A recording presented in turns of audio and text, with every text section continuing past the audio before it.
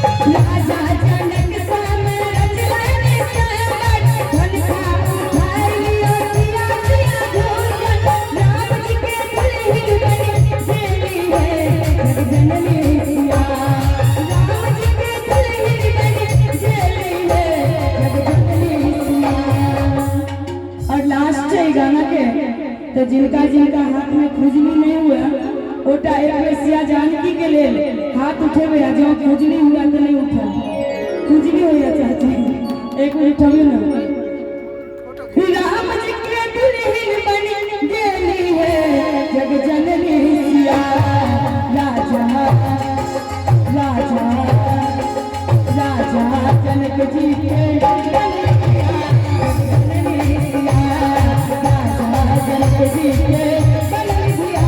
जग जननी सिया राजा जनक जी के जननी सिया जननी सिया राजा जनक जी के जननी सिया जननी सिया राजा जनक जी के जननी सिया जननी सिया राजा जनक जी के जननी सिया जग जननी सिया।